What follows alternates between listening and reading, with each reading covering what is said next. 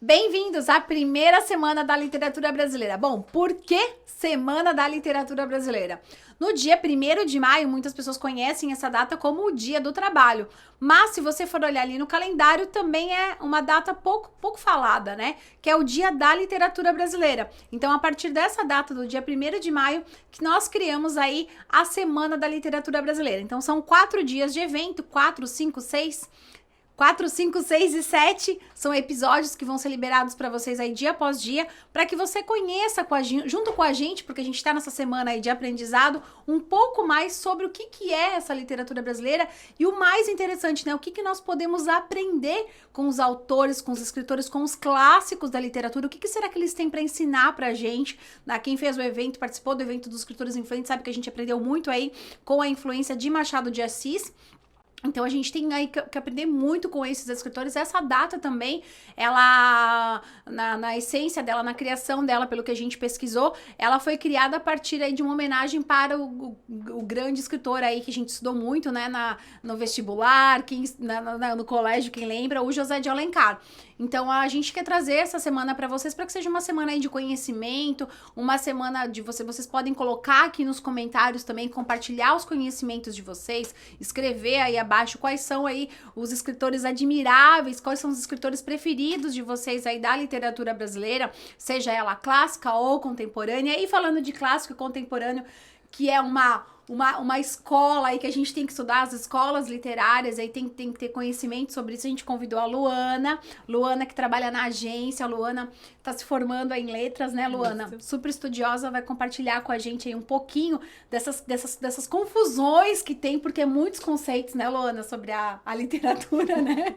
O que é claro. A gente teve uma aula aqui com ela antes de começar esse evento, e eu e a Karen ficamos de boca aberta, né, Karen? Como tem muita coisa que a gente não sabe ainda, tem, né, Karen? Muita coisa. Nossa, estudar literatura na escola e ver a abrangência disso tudo realmente, a gente aprende a cada dia com a Luana e com esses escritores admiráveis. E é uma coisa assim, que a literatura brasileira, ela é muito ampla, né? Apesar se for considerar, né, lá fora do Brasil e tal, ela é nova. Mas pra gente também ela tem 500 anos. Então, ou seja, tem muito estudo, tem muito conceito. A gente sabe que na atualidade surgem cada vez mais novos gêneros.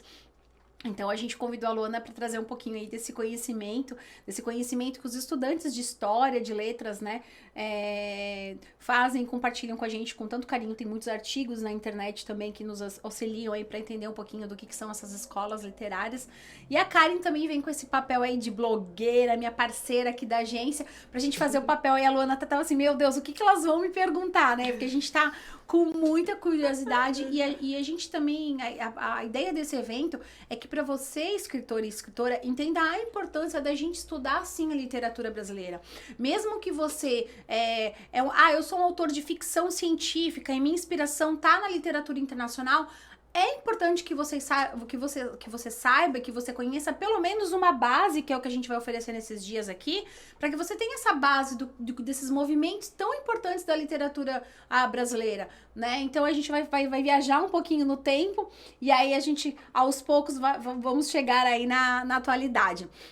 Então, a gente até trouxe uns livros aqui para compartilhar com vocês. Eu achei um na minha casa, Notas de Teoria Literária, que foi um livro que eu comprei quando eu comecei a trabalhar numa editora em São Paulo, em 2008, porque eu queria estudar um pouquinho mais os gêneros literários e não lembrava mais do que eu tinha estudado no ensino médio, não lembrava mais do que eu tinha estudado no vestibular, apesar de ter feito faculdade de comunicação social, estudar semiótica. Eu tava falando pra Luana, ai meu Deus, semiótica, antropologia, né? Temos um livro aqui sobre semiótica da literatura.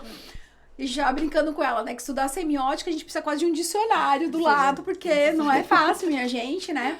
Então aqui os estudantes de letras, de história, sabem do que a gente tá falando. Eu acho um povo super cabeçudo, a gente tá falando, pô, Luana, mas você é inteligente, meu Deus, ela é bonita e inteligente.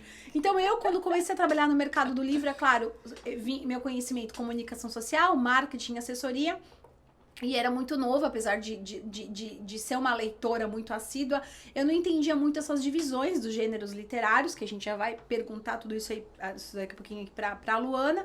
Então, esse livro me ajudou. Então, a gente, no último dia do evento, a gente vai disponibilizar para vocês aí um resumão desses 4 dias. E vão ter umas referências bibliográficas, alguns links para vocês aí, para quem quer se aprofundar nessa semana não só na semana da literatura brasileira, mas você estudar e levar consigo aí, porque é muito importante, é um conhecimento que é muito bom. A gente fala isso no nosso curso dos Escritores Admiráveis, né? O autor tem que entender em qual gênero que ele vai se encaixar e como é que ele vai entender qual é o gênero que ele vai se encaixar se ele nem conhece ainda os gêneros literários. Então, esse livro é um livro fininho, super simples, do escritor Afrânio Coutinho. Aprendi muito com ele, sou muito grata por ele. E até foi divertido porque eu falei, gente, ó, tem uma marcação aqui. E essa marcação que eu escolhi, vou usar essa marcação que eu fiz em 2008 para abrir aí o que é essa literatura. E nada melhor do que ele para traduzir para vocês o que é. Então, olha aqui, ó, a literatura é um fenômeno estético, é uma arte, a arte da palavra. Não visa informar, ensinar, doutrinar, pregar, documentar. Acidentalmente, secundariamente, ela pode fazer isso. Pode conter história, filosofia, ciência, religião. O literário ou estético inclui precisamente o social, o histórico, o religioso, etc. Porém, transformando esse material em estético. Às vezes, ele pode servir de veículo de outros valores, mas o seu valor e significado residem não neles, mas em outra parte, no seu aspecto estético-literário, que lhe é comunicado pelos elementos específicos, componentes de sua estrutura e pela finalidade precisa de despertar no leitor o tipo especial de prazer, que é sentimento estético. O que a literatura proporciona ao leitor, só ela o faz. E esse prazer não pode ser confundido com nenhum outro. Informação, documentação, crítica. Não fora isso, não fossem a natureza específica da literatura e o prazer que dela retiramos, e as obras literárias não resistiriam ao tempo e às mudanças de civilização e cultura. As obras gregas não despertariam interesse a um leitor moderno. A Divina Comédia não seria amada por um leitor protestante, enquanto O Paraíso Perdido seria repelido por um leitor católico. Por outro lado, a Guerra das Galhas não passaria de um relatório militar, não fora o seu cunho literário. E não amaríamos o Dom Quixote por causa de sua circunstância social e do momento. Os sertões poderiam ser substituídos pelos relatórios militares da campanha de Canudos, não tivesse a obra-prima, o cunho literário que todos lhe reconhecem. É muito poderoso, né? É demais essa síntese que o super estudioso, o Afrânio Coutinho, traz pra gente. Luana, já começamos com tudo, já começamos com o Afrânio Coutinho. Explica pra gente, Luana, quando a gente foi organizar esse evento da Semana da Literatura Brasileira, a gente foi às origens, foi estudar, eu confesso que foi um resgate, porque faz muito tempo, eu tô muito ligada ao marketing, ao editorial, à atualidade, aos escritores, não vou dizer nem contemporâneos, né, porque contemporâneos, como a gente sabe, começa lá em 1945, então estou à atualidade. Foi um resgate, a gente teve que estudar. E aí eu fui lembrar das escolas literárias, né, do movimento barroco, e a gente voltou no tempo, e é isso que a gente quer trazer para vocês hoje, essa volta no tempo com a Semana da Literatura Brasileira. Então, Lana, explica pra gente um pouquinho, acho que a definição é importante, o que é essas escolas literárias? Eu sei que tem muita gente aqui que já conhece, talvez aqui estudante de letras, ou mesmo escritores que estudaram um pouco mais a fundo isso, quem é estudante também de história, mas talvez muitas pessoas aqui não conhecem. Então, Luana, diz pra gente o que são essas escolas literárias? Bom, essas escolas literárias vieram, na verdade, para formar uma divisão cronológica desses momentos culturais e históricos e de que momento veio cada obra que a gente tem acesso hoje em dia. Dessa forma, é mais fácil a gente identificar que obra do Padre Antônio Anchieta, de que momento histórico que veio, de quando que Graciliano Ramos, em que momento histórico que ele escreveu, o que foi publicado, isso. As características do modernismo. Então, quando a gente tem essa divisão das escolas literárias, que esse termo escola literária é um pouco criticado pela academia, porque acaba deixando um pouquinho dentro de caixinhas esses tempos, essa divisão cronológica, que acaba esbarrando uma na outra por vezes. Se misturam, às vezes. Então, a gente, às vezes, prefere, não tão academicistas, preferem usar o termo movimentos literários. Ah, entendi. Porque na nossa pesquisa a gente viu, né? Escolas literárias, movimentos literários. A gente pode, então, dizer para eles aqui que estão com a gente, né? A gente pode dizer quais são essas escolas literárias, né? Ou movimentos literários. Isso, começou com o quentismo, depois foi pro barroco, pro arcadismo, o romantismo, teve o realismo do nosso Machado de Assis, que todos somos apaixonados. Apaixonados e estudamos pra passar no vestibular, né? Depois disso também, por gosto. É. Teve o parnasianismo, teve o simbolismo. Aí teve essa mistura de movimentos literários, o modernismo, que teve o pré-modernismo, o modernismo é a geração de 45. Que são A gente discutiu muito sobre isso, né? Sobre o que é o modernismo, o que não é o pós-modernismo. E nossa, a discussão foi longa aqui. Foi longa. Porque a Karen dizia, mas como assim? Mas por que isso? A gente não... Porque é difícil mesmo. Não à toa que existem tantos estudos, né? Sobre isso, né? Porque... Cada estudioso encontra uma documentação, tem uma análise diferente sobre esses períodos, né? Isso, e cada um tem o seu argumento de separação dessas escolas, desses movimentos. Ô, Luana, mas explica pra gente, então, o que é essa geração de 45? A geração de 45 é a última parte do modernismo. O modernismo começou com a Semana da Arte Moderna, em 1922, com a Semana de Fevereiro, que se apresentaram vários artistas em São Paulo, e o Clube dos Cinco. E esse modernismo que veio para quebrar com padrões da primeira fase, da heróica, tiveram 3 fases. A primeira, de 1920, da geração de 20, a geração de 30, que tem o Graciliano Ramos, tem vários amados, e a geração de 45, que é a mais contemporânea delas. De que os autores têm a escrita mais parecida com o que é escrito hoje em dia. Então, é a estilística mais parecida com o que os escritores escrevem. Então, contemporânea a gente considera tudo que é a partir de 45. A gente já pode considerar depois contemporâneo. Os concretistas, os marginais, o Ferreira Goulart, e a atualidade, os best-sellers da atualidade, então sim. A gente vai falar sobre isso, né? Acho que no segundo dia... No segundo dia a gente fala um pouquinho, no terceiro dia a gente vai falar mais um pouquinho. Vai falar um pouquinho sobre os escritores aí contemporâneos, né? Sim. Que não, são contemporâneos, mas não necessariamente da atualidade, né? Porque quando a gente pega um autor que escreve na década de 50, é totalmente diferente do que a gente tem agora, né? Então, é esse cuidado. Mas a gente vai dizer também pra você, escritor e escritora, como é importante estudar aí a escrita, a narrativa dos escritores contemporâneos. E, é claro, os clássicos, pra gente poder aprender com eles, como eles conseguiam colocar por meio da ficção, do romance, questões políticas, sociais tão importantes que a gente estuda até hoje, né? Então, é muito bom poder aprender com eles. Luana, e o José de Alencar, que é a data aí, 1º de maio, tem a ver com essa data de homenagem para ele. Eu sei que o José de Alencar é uma figura polêmica, né? Muitos não gostam, muitos gostam. Eu queria que o José de Alencar, ele se encaixa em qual movimento, em qual escola? Bom, gostando ou não gostando, a necessidade de estudar ele, né? E ele influenciou? Vestibular. E, bom, na verdade, senhora. A gente tem senhora aqui, que a maioria deve ter lido pro vestibular. Estudou na escola, super pra cheio passar de de ano. ácaro. Tem história ali, né? Tem história. Amarelinho. Resgatei ele em casa. É uma boa. O José de Alencar se encaixa, pela maioria dos pesquisadores, inclusive o Bose, como um autor do romantismo. Só que tem quem acha que ele é atual e que ele se encaixa também no início do realismo, por causa das retratações da vida humana e dos efeitos da sociedade da época, de uma maneira muito real e não tão romantizada, como seria de praxe no romantismo.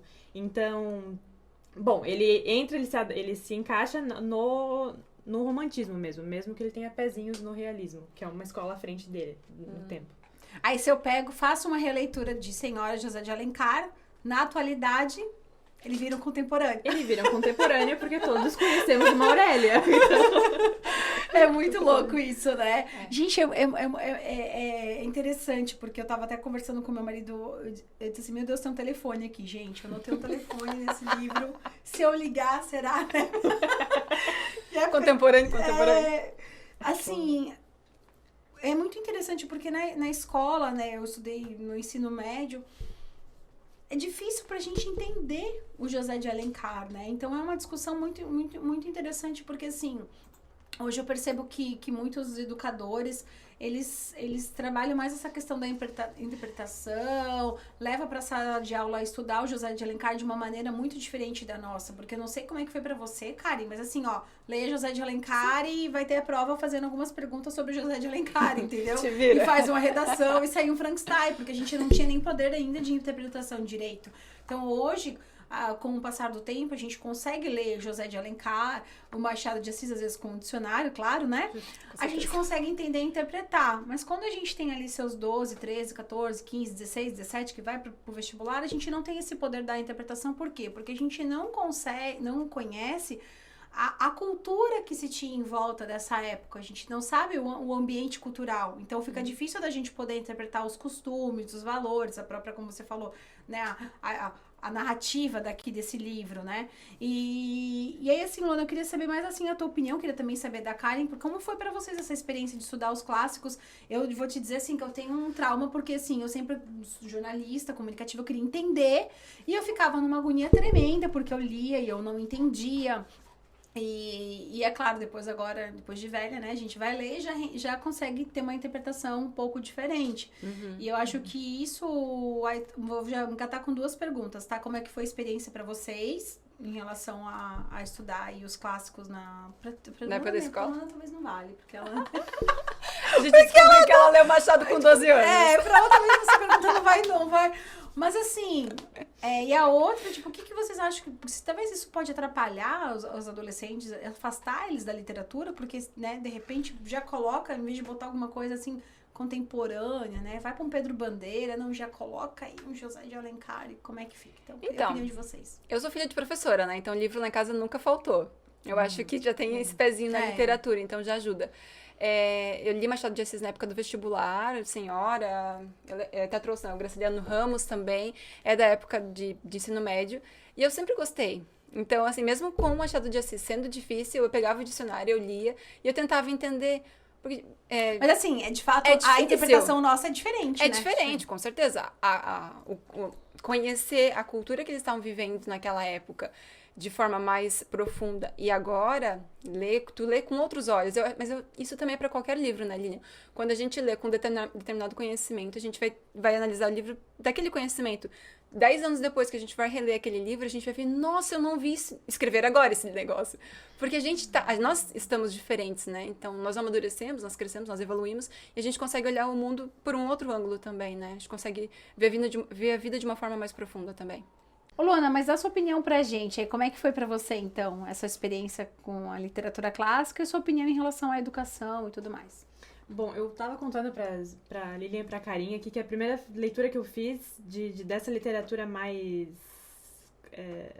Cabeçuda. Mais cabeçuda, esse é o termo que eu tava procurando. Foi de A Moreninha, que provavelmente vocês também devem conhecer, do Manuel Macedo. E depois foi de Dom Casmurro, eu tinha 12 anos quando eu li Dom Casmurro a primeira vez, e foi por livre e espontânea vontade. Eu tinha um gosto eu não gostava muito das obras adolescentes da minha época, quando eu era uma pré-adolescente. Então eu fui pro que me agradava mais por indicações de professores. E aí a minha professora que eu tinha, falou que eu poderia começar com a Moreninha, mas que eu não ia conseguir ler Dom Casmurro. Porque não é. Não cabia, você sentiu isso como um desafio, assim? Não cabia a minha idade. Eu falei, como assim? Não cabe a minha idade. Que legal.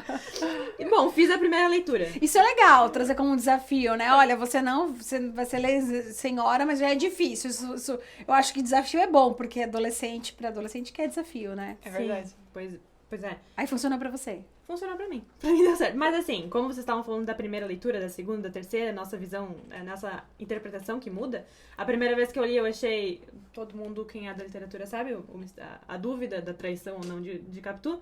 Pensei no alto dos meus 12 anos, não, Capitu traiu com certeza Bentinho. Obviamente Capitu traiu Bentinho. Mas nas próximas leituras que eu fiz... de Dom Casmurro com 16, acho que pro vestibular eu li de novo, porque a gente tinha que relembrar. Li de novo na faculdade, cada vez a gente lê a gente tira a gente extrai o melhor. É como ver um filme de novo, né? É como ver um filme de novo. É um ponto de vista diferente, o que você vive faz você enxergar de outra forma em cada fase da vida. Eu acho que essa abordagem da escola com a literatura tá mudando nos últimos tempos. Eu estudo letras, então eu sou... É legal você trazer pra gente uma visão, porque é uma visão que não é a nossa realidade na gente e tal. Eu queria saber como é que tá aí nas escolas e tudo mais. As diretrizes nacionais já perceberam, os estudiosos de literatura e de educação em literatura, ensino de literatura, ensino de português, já perceberam que precisa aproximar a literatura da criança, do adolescente, do jovem no geral. Então, a necessidade de pedir a literatura dos clássicos dos jovens é agora pelo motivo de que a gente também, a pergunta que a gente se faz, por que ler os clássicos?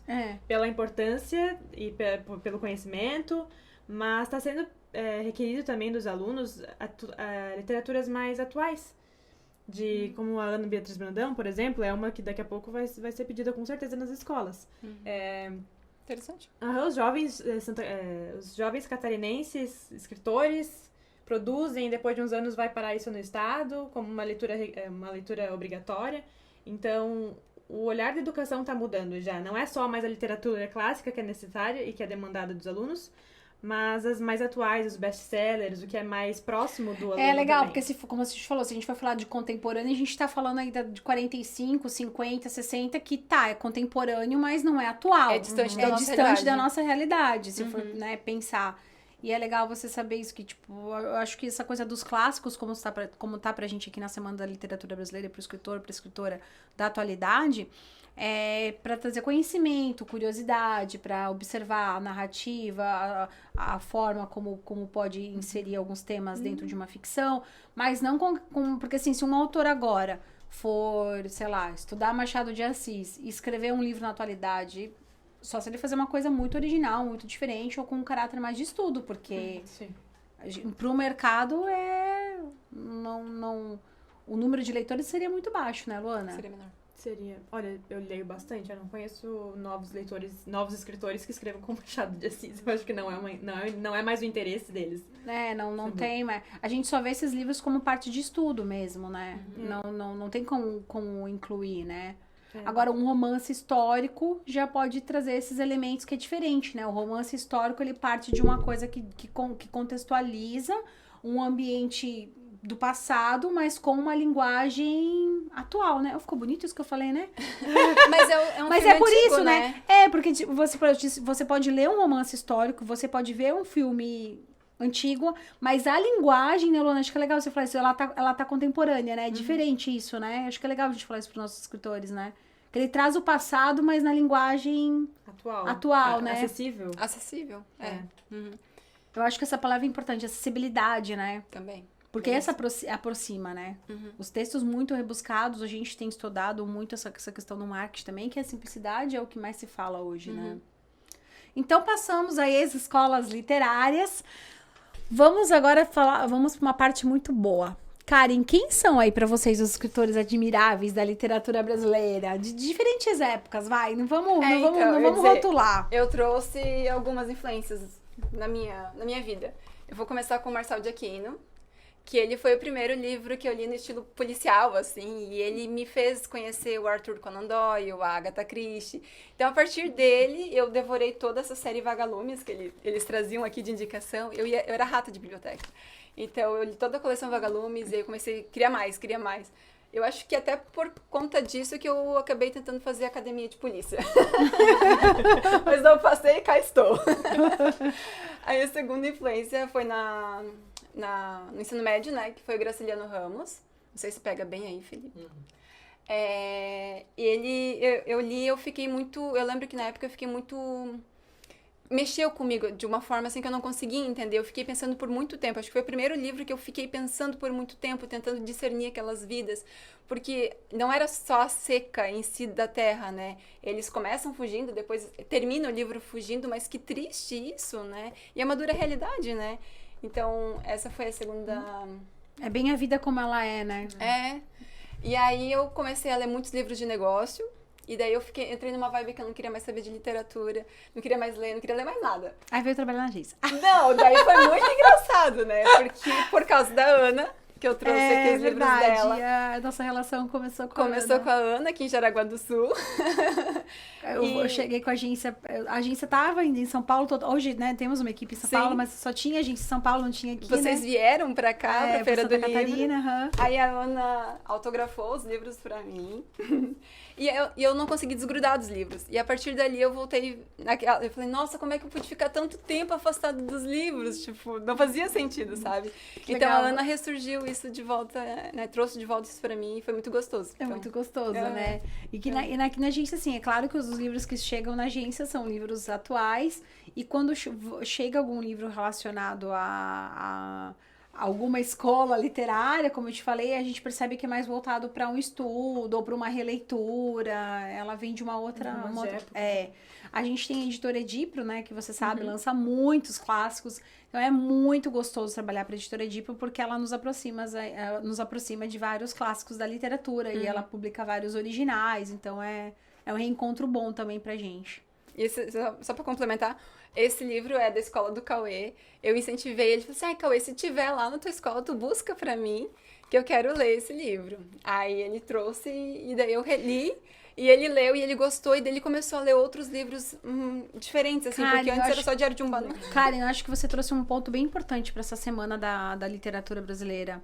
É as pessoas buscarem os sebos na internet, né?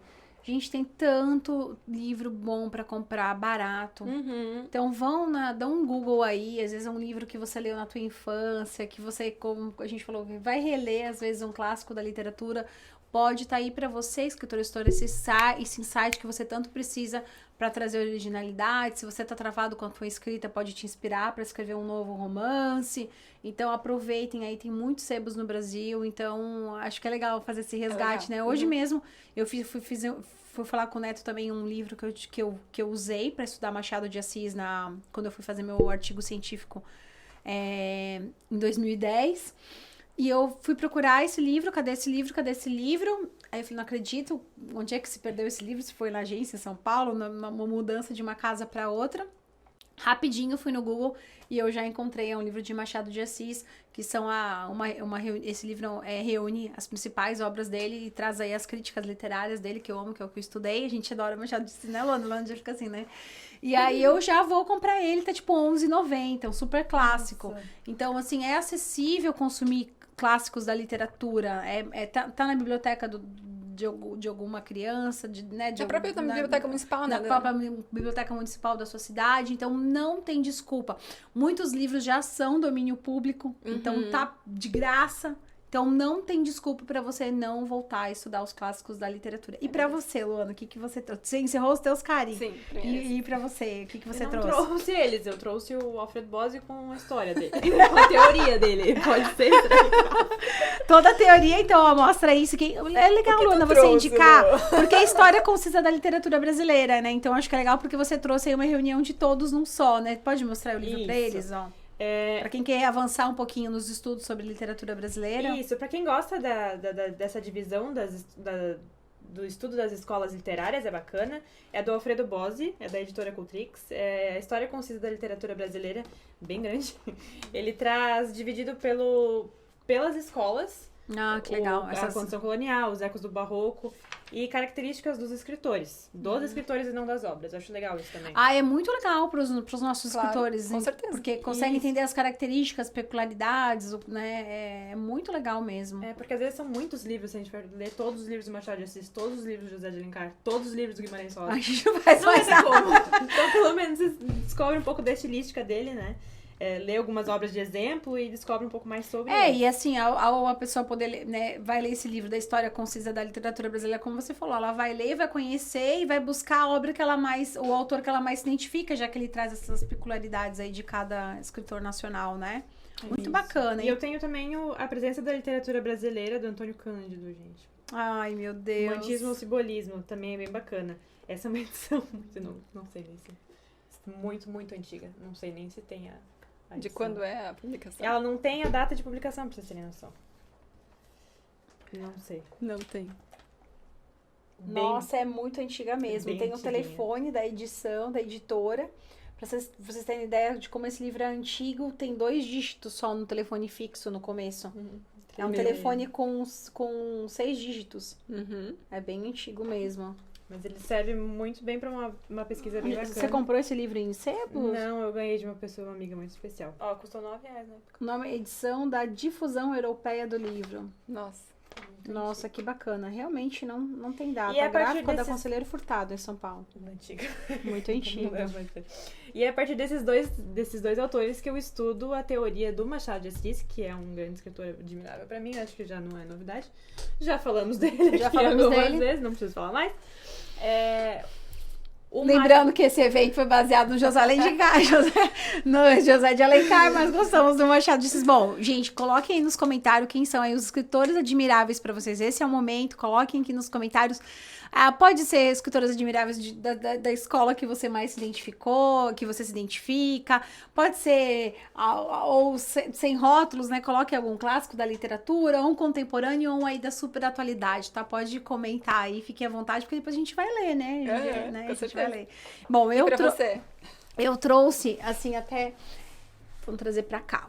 Eu trouxe os caminhos da semiótica literária para emprestar para Luana. Porque, assim, eu estudei isso, né, assim, na faculdade de jornalismo, depois em 2008, 2010, mas agora meu negócio, como vocês sabem, que eu tô super estudiosa aí, minha pegada aí é marketing digital, tô com o curso Escritores Admiráveis, copyright, Big Idea, então, a Luana, vou te passar, resume, me conta de novo. Obrigada. Grande momento. Bom, eu trouxe também, a gente tem aqui o Fernando Pessoa, quando eu viajei. Olha, eu ano passado tive a oportunidade de ir para Portugal, eu não conhecia. E aí eu fui numa livraria lá, e é claro que eu precisava trazer um livro desse escritor português, do Fernando Pessoa. E por que eu trouxe ele a essa, né? Eu cheguei aqui, a Luana falou, tá, mas é literatura brasileira, né? Mas é importante a gente saber o seguinte, no começo, né, Luana, a gente sabe que as nossas referências é a literatura portuguesa, né? Os primeiros escritos vieram de Portugal, a gente sabe que por muito tempo ainda hoje, né, essa ligação da literatura brasileira com a Portugal é muito forte, né? É uma influência direta, né? Costumava ser uma influência direta lá na época do quentismo, da primeira escola literária que a gente falou antes. Era uma influência direta, até porque quem veio pro Brasil por primeiro, as bibliotecas, né, os livros que o Dom Pedro trazia pra cá. Isso, eram portugueses. Eles escreviam com o português de Portugal, com a cabeça de alguém, de um cidadão português. Então, é uma influência direta que essas obras que recebemos. Eu achei legal trazer por conta disso. Bom, assim, trouxe Paulo Coelho. Paulo Coelho, assim, super, né, contemporâneo, da atualidade. Eu gosto muito da história dele, porque eu acho que é uma história que inspira para os escritores que querem aí se tornar um best-seller, um escritor admirável. Eu acho que o Paulo Coelho mostra pra gente que é possível, né, um dos autores mais traduzidos do Brasil, então ele é uma inspiração para vocês, não deixem de ler, não gosto do tipo de literatura do Paulo Coelho, tudo bem, mas pelo menos você tem que ler e estudar a história dele, tá? Porque é importante para sua carreira, eu vou falar disso também de uma maneira mais, uma visão mais marqueteira da coisa, no curso de escritores admiráveis. E Drummond, eu tive a oportunidade de divulgar esse livro, Drummond e o Elefante Geraldão, do escritor Fernando Jorge. Gente, muito especial o Fernando Jorge, né? Eu tive o prazer de reencontrar com ele agora, no ano passado, que ele fez um prefácio de um cliente nosso. E esse livro aqui é indispensável para quem deseja conhecer as curiosidades, né? Fatos inéditos da vida desse poeta, então super recomendo, tá? É o Drummond de Andrade pela visão aí do super escritor Fernando Jorge. Tive a oportunidade de divulgar em 2012. E, é claro, também eu trouxe você vê que eu tô mais, assim, no contemporâneo aqui, né? Assim, ó, o Vidas Secas. Por que eu trouxe esse Vidas Secas? Porque ele é um HQ, né? A Luana e a Karen não conheciam ele. Eu comprei na Bienal do Rio. Muito legal. Não do ano passado, na outra edição, de 2015. Não, na Bienal do ano passado, que foi 2019, né? Então, eu comprei na 17, não, foi de 2015 que eu comprei. Na Bienal de 2015 do Rio. Do Grupo Record, né, da Editora Galera. Por que eu trouxe isso aqui? Porque eu acho que é importante também a gente falar que os clássicos, eles estão sempre com a gente, né? E as editoras fazem esse papel brilhante de trazer eles em um novo formato, que eu acho muito gostoso, sabe? E eu acho que o escritor também pode fazer isso. Veja só, o Fernando Jorge escreveu Drummond e o Elefante Geraldão e traz pra gente aí um conhecimento, os detalhes aí, os pormenores da vida do Carlos Drummond de Andrade. Então, veja uma oportunidade para quem, eu não sei que livro que eu escrevo, eu gosto muito, eu estudo muito esse tipo de clássico, eu sou uma estudiosa de Machado de Assis. Que forma que você pode trazer uma releitura desses estudos que você faz e lançar um livro aí contemporâneo, um livro best-seller, um livro de sucesso? Então, eu acho que os clássicos, o escritor pode fazer isso, pegar um clássico e trazer ele de uma linguagem contemporânea. E que é mais contemporâneo, gente, que HQ, né? Com certeza. Então, olha só que bacana. Eu até resgatei ele e vou ler com a Catarina, muito legal. Né? Em HQ. Então, eu acho que é muito, muito bacana saber que a gente pode estudar os clássicos em livros aí da atualidade, em livros contemporâneos, tá? Então é por isso que eu trouxe ele pra gente. Muito bom. Então aqui, ó, recomendo ilustrações Guazelli e roteiro de Arnaldo Branco. Muito legal. Da Galera, editora Record. Sabe uma coisa muito legal desse livro? Que existem estudos para como se fosse para mapear, que discutem o cenário de Vidas Secas, por causa da figura da baleia e da família. E cada pessoa que lê, é uma viagem de crítica literária, isso. De que cada pessoa que lê imagina esse sertão seco de uma forma, essas vidas secas de uma forma, os personagens de uma forma. Então, tem bastante estudo em cima disso. E é legal que essa editora tenha trazido esses HQs, porque dá o visual, né, pra quem tá lendo. Sim, sim. É como o Ensaio sobre a Cegueira, né? Quando eu vi o filme do Ensaio sobre a Cegueira, eu cutucava o Neto, assim, no cinema, porque eu dizia assim... Meu Deus, era mais ou menos... Era assim que eu imaginava o hospital, era assim que eu imaginava. Que loucura, né? Mas eu achei legal o fato de ser HQ, é que pode trazer isso para as crianças, né? Não tira essa disruptividade do clássico ser chato. Exatamente. Não, aproxima. Mas limita a criatividade também, né? Porque você vê o quadrinho e já imagina como tá no quadrinho, e não dá espaço para a criatividade da pessoa. É igual você ver um filme que é livro, e você vê o filme primeiro, você imagina pensando como é o filme. Eu acho que é melhor primeiro sempre ler.